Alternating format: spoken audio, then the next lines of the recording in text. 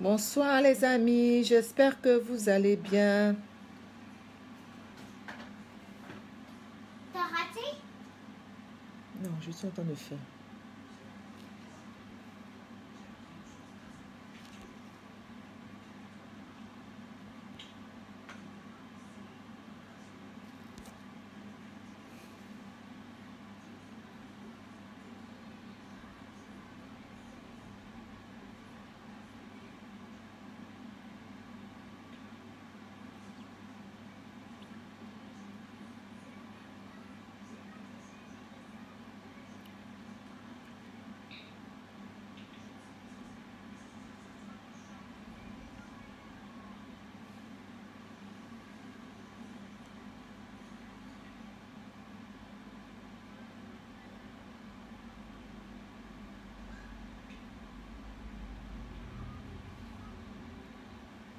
Bonsoir les parents solidaires.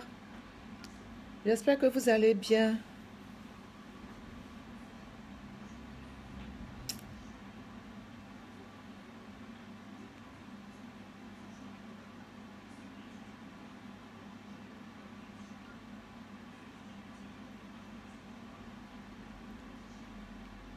Bonsoir, bonsoir. J'attends que quelques personnes se connectent. Je ne serai pas longue, hein. Je ne veux pas du tout être longue.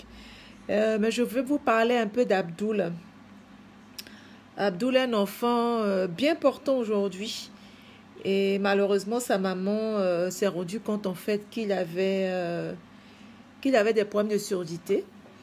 Donc, je voulais vous parler de lui pour la simple raison que il est important de savoir en fait que lorsque l'enfant est pris en charge assez tard, il y a des séquelles quand même qui peuvent être irréversibles. Je crois que j'ai un problème sur ma...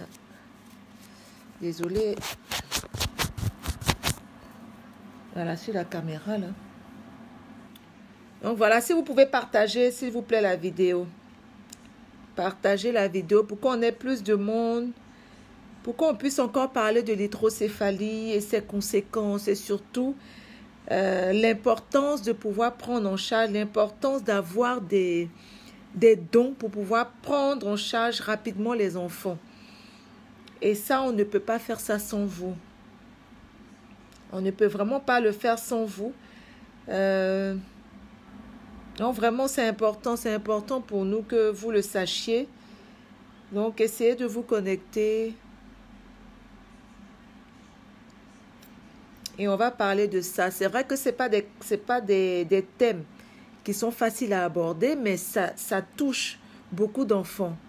Hein? Donc, on ne peut pas fermer les yeux là-dessus. Ça touche beaucoup d'enfants partout dans le monde. Mais bon, là, on parle de la Côte d'Ivoire. Hein? Donc, voilà. Puisque l'ONG Ephrata s'occupe des enfants atteints d'hydrocéphalie et de spina bifida en Côte d'Ivoire. Voilà. Donc, tout à l'heure, j'ai fait un post. J'ai montré le petit Abdoul. Le petit Abdoul qui a l'hydrocéphalie, en fait. Donc, il a atteint l'hydrocéphalie. Et aujourd'hui, il est sourd. Donc, Abdoul n'est pas né avec l'hydrocéphalie. Abdoul a eu l'hydrocéphalie à la suite d'une très forte fièvre. On a parlé d'anémie. Après ça, en fait, nous, on pense qu'il y a eu un peu de méningite, mais sa maman a dit qu'ils avaient fait les examens et tout ça, qu'il n'y avait rien, il n'y avait pas de traces de méningite. Mais les médecins estiment que quelquefois, on ne peut pas le déceler forcément au moment, à l'instant T. L'enfant peut avoir eu ça avant et puis il y a eu des séquelles en fait. Ou bien pendant la grossesse, elle a eu des problèmes, l'enfant est né, ça ne s'est pas décelé tout de suite, ça peut se déceler après.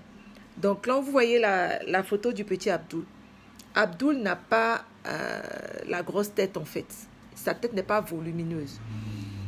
Lorsque l'enfant a eu 1 mois, ils se sont rendus compte en fait que l'enfant était malade. Il avait l'anémie, il était hospitalisé. Et c'est à la suite de l'hospitalisation qu'ils se sont rendus compte en fait que la tête, que surtout au niveau de la fontanelle, ça grossissait. Et c'est comme ça qu'ils ont vu que ça n'allait pas. Et puis, ils ont diagnostiqué l'hydrocéphalie à l'enfant. Donc, on diagnostique l'hydrocéphalie et on leur demande une grosse somme, évidemment, pour opérer l'enfant. Seulement, ce sont des parents qui, même s'ils travaillent, sont démunis parce qu'ils n'ont pas de gros salaire qui leur permet de prendre, en fait, une opération à ce tarif-là en charge. Parce que vous savez qu'en Côte d'Ivoire, il faut minimum 1,3 million, 1,4 million pour pouvoir faire opérer ces enfants-là. Quand nous, on n'intervient pas, quand l'ONG Euphrata intervient, on donne la valve et en plus de ça, on travaille avec un chirurgien, la clinique La Nouvelle Espérance, qui nous fait des prix, qui nous fait des tarifs, en fait, pour permettre de faire opérer les enfants atteints d'hydrocéphalie et de spina bifida en Côte d'Ivoire. Pourquoi est-ce que je vous parle d'Abdoul? Abdoul, comme ses parents n'avaient pas les moyens, donc ils ont fait opérer, on a fait opérer les enfants seulement à... On a fait opérer l'enfant, pardon, seulement vers l'âge de 7 mois, elle m'a dit. Donc, vous voyez un peu, de 1 mois à 7 mois, le temps est passé. Et malheureusement, l'hydrocéphalie a eu le temps de faire des dégâts sur l'enfant. Malheureusement, l'hydrocéphalie a atteint les nerfs de l'enfant et ça a joué sur ses oreilles, donc sur l'appareil auditif qui a aujourd'hui décelé, bon, il y a quelques mois quand même qu'elle a compris que l'enfant n'entendait pas. Évidemment, on lui a fait comprendre que il y a les possibilités de faire opérer l'enfant, mais ça a à coût de millions en fait. Vous voyez l'enfant Abdoul, Abdoul est beau, Abdoul mange bien, Abdoul bouge bien. Elle a dû faire une rééducation parce qu'il avait son bras qui n'allait pas. Mais elle ne savait pas que son enfant n'entendait pas. Elle s'est rendue compte quand on l'interpelle qu'il ne réagissait pas. Et donc, c'est comme ça qu'elle a commencé à faire les examens. On lui a fait les examens et on a dit vraiment, il y a une surdité sévère. Ce qui fait que si on doit opérer, c'est à coût de millions. C'est à coût de millions. Est-ce que ça vaut le coup d'opérer? Une chose est sûre, c'est qu'aujourd'hui, elle doit faire des scanners. Elle doit faire des examens pour voir un peu l'évolution de tout ça. Mais si je parle d'Abdoul aujourd'hui, c'est pour vous dire que plus on tarde avant de prendre l'opération en charge, et plus les dégâts sont irréversibles. Évidemment, aujourd'hui, on a ce handicap-là qu'on ne dépend que de vous en tant que donateur. On n'a pas d'aide de l'État, on n'a pas de subvention, on n'a rien, à part vous, nos donateurs fidèles. Mais évidemment, lorsqu'on avait 1, 2 cas, ça allait. Mais aujourd'hui, nous sommes débordés par les cas. Et si je vous parle de ça, c'est vraiment pour attirer votre attention là-dessus. Pour dire que plus tôt on prend la maladie en charge, et plus tôt l'enfant a moins de séquelles. Parce que les conséquences peuvent être aussi bien niveau membre, donc l'enfant peut ne plus marcher, tout ça, et aussi niveau psychologique, donc l'enfant il n'a plus de capacités psychiques en fait. Donc il ne va plus parler, il ne va pas parler, il ne pourra pas marcher, il ne pourra rien faire. Alors que plus tôt c'est pris en charge et plus tôt l'enfant va bien se porter. Il peut peut-être avoir des petites séquelles, mais il pourra marcher, il pourra parler, il pourra quand même aspirer à une meilleure vie que s'il n'a rien du tout. Donc si je vous parle d'Abdoul, c'est parce que Abdoul est le cas même palpable de la prise en charge tardive, des conséquences que peut avoir une prise en charge tardive en fait dans le cas de l'hydrocéphalie et de spina bifida. Parce que vous voyez bien, il est bien portant, il est beau et tout, mais il y a ces problèmes de surdité. Donc c'est un handicap. C'est un handicap que sa mère va devoir gérer toute sa vie. Et ça, franchement, on peut l'éviter. On peut l'éviter. On peut éviter ça si on prend très tôt en charge. Alors, je fais appel à tous ceux qui peuvent nous aider à tous ceux qui peuvent nous aider. Ce n'est même pas parce que vous-même, vous avez l'argent. Mais peut-être, vous avez des idées de savoir comment est-ce qu'on peut avoir des mécènes, comment est-ce qu'on peut avoir des sponsors. Parce qu'aujourd'hui, on a besoin de grosses sommes pour pouvoir prendre en charge les enfants atteints d'hydrocéphalie de spina bifida. Nous avons notre centre, c'est vrai, mais sachez que les centres, le centre nous coûte aussi de l'argent tous les mois. Tous les mois, on a de grosses sommes parce que quand les enfants sont là-bas, ils sont nourris, elles sont logées, les mamans, et aussi, on ne les nourrit pas à 100%, hein, mais on achète des vivres en fait pour elles. Et il y a les dons, il y a le riz et tout ça sur place, mais on a besoin de beaucoup plus. Parce que lorsque les enfants sont là-bas, qui sont malades, c'est nous qui intervenons.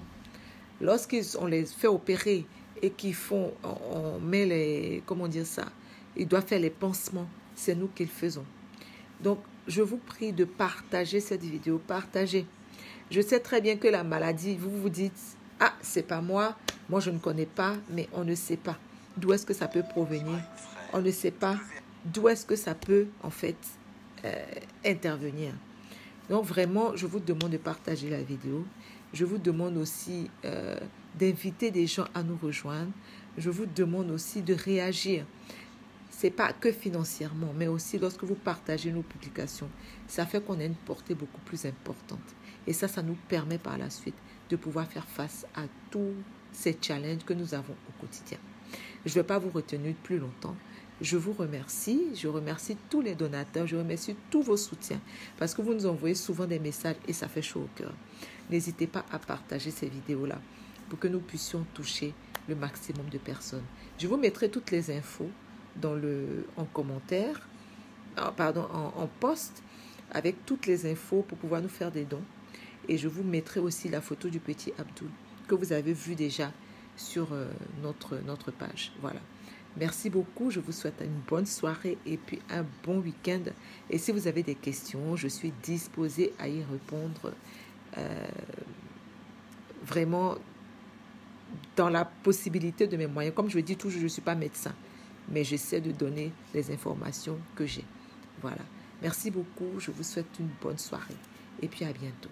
Dieu vous bénisse. Merci.